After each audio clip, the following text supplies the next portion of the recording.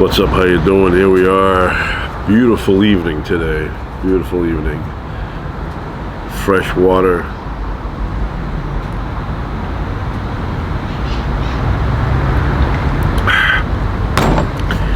Nothing beats water and a ton of ice. Nothing. So I have a little drill bit here in a leather case. Look at that. So you put a rod through here, and then you get a tree trunk or a tree midsection. Doesn't have to be a trunk. Put this in and then start spinning it. It'll go down. I got a longer one. I got one that's about 10 inches, and it's a really good quality one. And so what happens is you open one from the top, a hole from the top, hole from the side. You get like an L, and then you light it up, and it'll keep you warm for hours. Not only that, you can cook on it. It's a good little stove. Put a couple of rocks, little rocks, 4 rocks, and then you put your pan on top, and you could do a good breakfast, do a steak there, okra.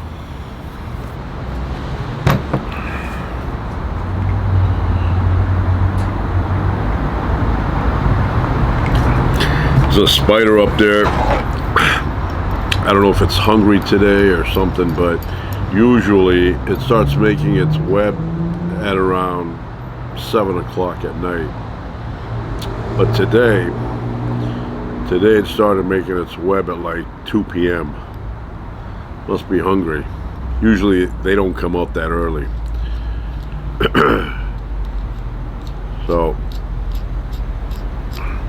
just relaxing right now. Tonight is pizza night. We're having pizza from a nice Italian pizza place. There's pizza and then there's pizza. I've talked to other people about this and they agree, but there's a certain taste.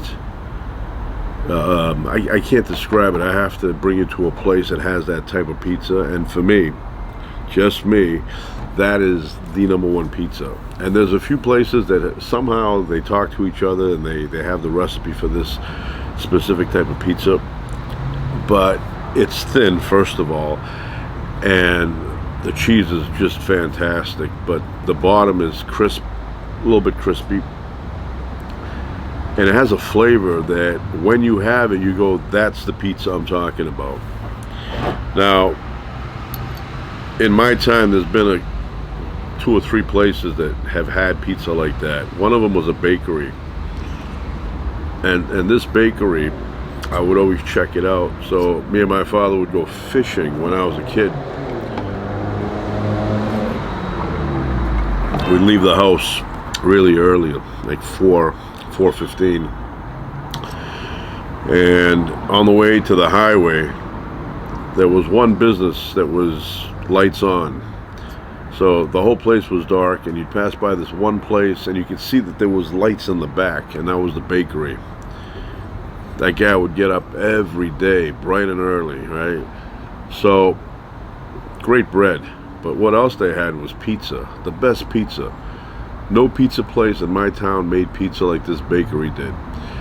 And had the wife in the front selling, and the husband was in the back baking. So back then slices were $1 a piece, and then you'd go up to the counter. She'd say yes. It was a short lady, and you'd say, can I have a slice? And she'd yell to the back to the husband, say 1 slice. So he'd throw it in the oven, heat it up for you, and then you'd get that, and it was the best tasting pizza. Best tasting pizza.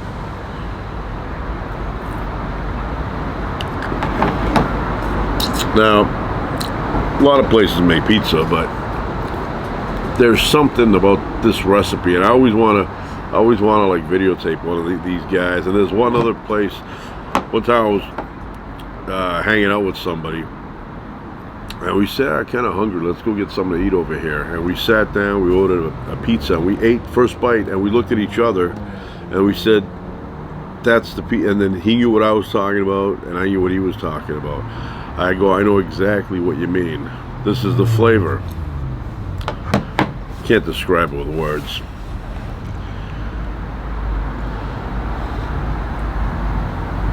It's like I was over there investigating a spider earlier, and it was kind of a little bit breezy, and the web was, you know, vibrating. I go, that's got to be creepy for the spider.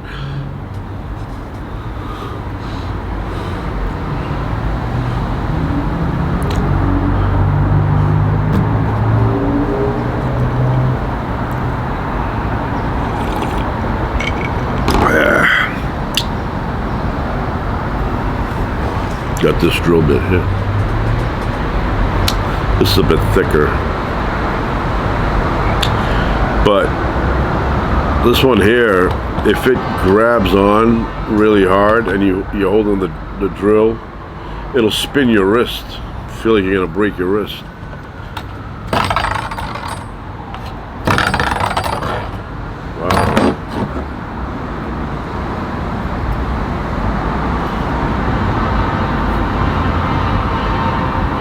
Like, we live in a weird world. Weird world. Here we are. You know, place has been around supposedly for billions of years, and we show up not that long ago, and to us, we appear here instantaneously, even though the universe has been around a long time. But for us, it was like boom. All those years meant nothing because we weren't around to be bored by waiting.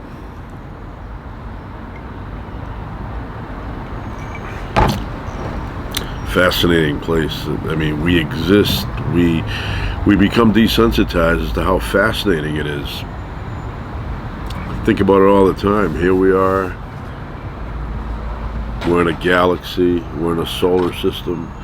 Solar system, by our standards, is huge. I mean, if you get into a rocket and go to the sun from here, or go to Jupiter the other direction, it takes years and years to get there. And yet, compared to the rest of what's out there, yeah, mama's boy going home. Solar system is tiny.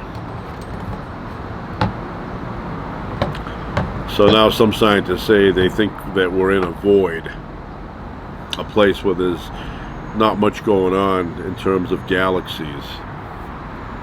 They think, they don't know. I don't know how they don't know that, but then there's other voids, Buddhist void, whatever. That thing is huge. I mean, it's got like about 66 galaxies or something in there, where in a space that big, it should be thousands of galaxies.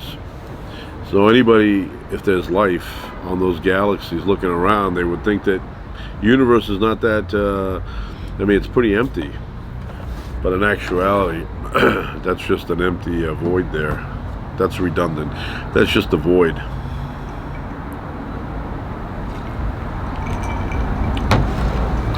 Really fascinating when you stop and think about it.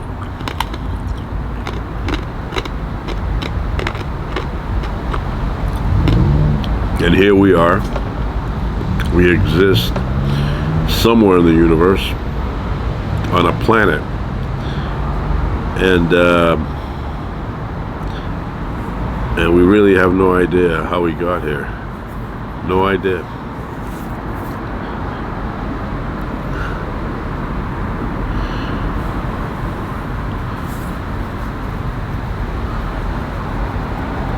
Right now I'm speaking, and any second there could be an earthquake.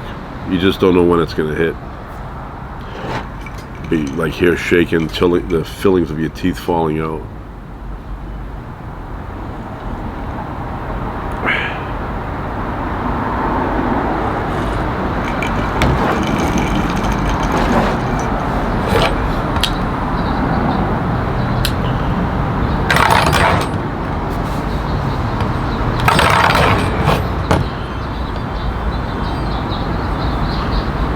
Well, like to go up the mountains.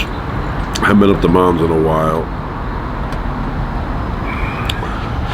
I like going up the mountains, especially off trail, but easy to get lost. So somebody was talking about kids these days and how the upbringing is different from like say when I was a kid. And they were saying, why is that? How come kids today are constantly being watched? And people of my generation and older, they were allowed to roam the streets all day and no one knew where they were. And what the difference is that back then parents feared, they feared it. They didn't show it all the time, but they thought about it. Abductions, kidnappings, people taking your kid and you never seeing your kid again. And then slowly they implemented laws. They changed thinking in, other parents. And when I was a kid, the minority of parents, they constantly watched their kids. They didn't let them go out to play. They were always like on top. Where are you going? What are you doing? Where are you? They'd be in the backyard and the mother would be constantly watching them. Where are they in the backyard? They grew up that way. Now it's the norm to be that way. Now they, it would be unusual if you see kids just roaming around, especially like 7, 8, 9, 10 years old. Anything above that, you still don't see it, but you could do it. I think you have to be over 12 to be on your own, walking around. 6th grader, that's 12, 6 years, sixth grade. But I was roaming around a lot sooner than that. 5 years old. 5 years old, I was on my own. I would play in different parts of my neighborhood. And, I don't know, you were like your own person. You didn't feel like you had to get permission to go and play. You felt like that was your world, and in that world you were the big shot. Now that doesn't exist anymore. Now you sit on the couch with your iPhone and you have virtual reality. But when I was a kid, you'd go out, and you'd bump into somebody, and that would turn into an adventure. That somebody would say, hey, what do you want to do? And you'd end up either, going in, like, in my case, the railroad tracks, but other kids would go elsewhere. Like, sometimes, I'll give you an example. One of the places, when I was in the 6th grade, one of the places I would go with my friends to hang out was the water tower. And the water tower was kind of creepy. You could see it from a distance. It was blue and huge. It was on the tallest hill in town, and you could see this, big bulky looking thing, and then on the top it had like a cap with windows. So one day met these new friends of mine they were new back then, they're not new now, but they said, hey, what are we doing today? And I said, let's go up the water tower. They said, where's that? I go, you see that? That's the water tower. So we went up there and we just messed around all day exploring. And it became kind of like a habit after. We'd always go up there.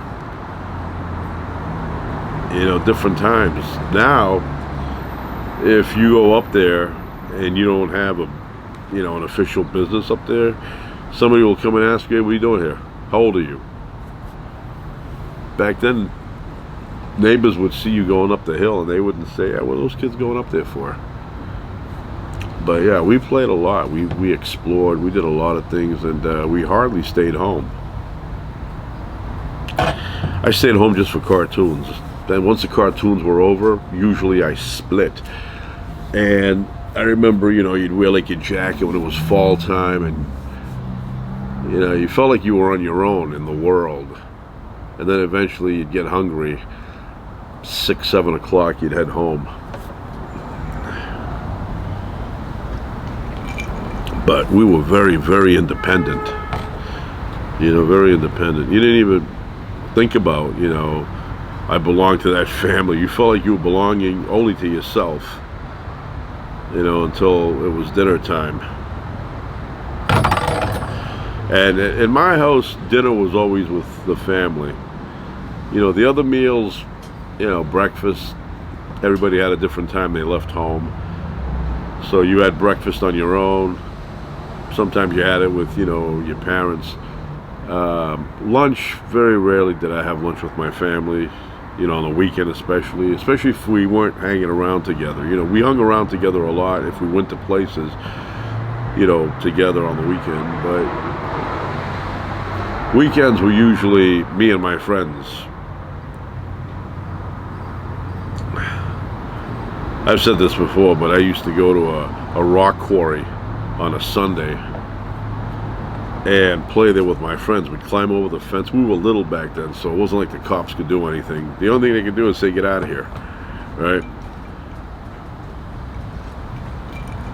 Climb over the fence and spend the entire day climbing sand piles and rock piles, messing around with the equipment. And there was a time when I got into this massive bulldozer. It was huge. I got in there, I looked like a little ant, started pushing buttons. Well, one of those buttons started it up. It was, I hit the button and all of a sudden you hear bum, bum, bum, bum, bum, bum, and it started vibrating, right? Smoke coming out of the stack, muffler. And I was thinking, what about if this thing engages now and starts going through the fence and going through the neighborhood? I hit every button to shut it off, nothing worked. So eventually we gave up on it and left it running. I'm sure the gas ran out 2-3 hours later. And we would get filthy, our hands, our faces. And then at the evening, we would jump over the fence, and there was a business place that was open, some office place. And we would go in there, and the bottom floor had nice bathrooms until we got in there. And we'd get in there and wash our hands. We'd come out clean as a whistle, like Irish Spring. And then we'd head home. I never got asked back then, hey, what'd you do all day today? Where were you? Never came up. Never came up.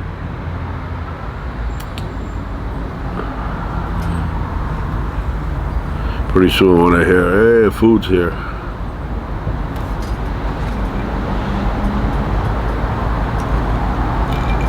Ah, it's good water.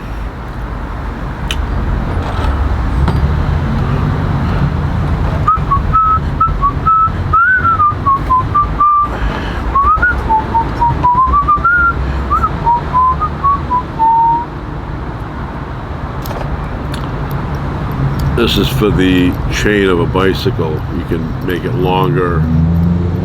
You can replace pieces that have broken. So you put it in here and then you squeeze it and it pushes it together. I got it. You never know. You never know. You might need it one day.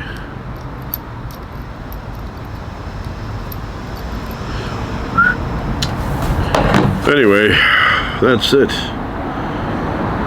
I'm gonna go inside and conduct an investigation, see what's going on with the food. Not really hungry. I mean, I'm hungry, but I'm not, I'm in that in-between thing.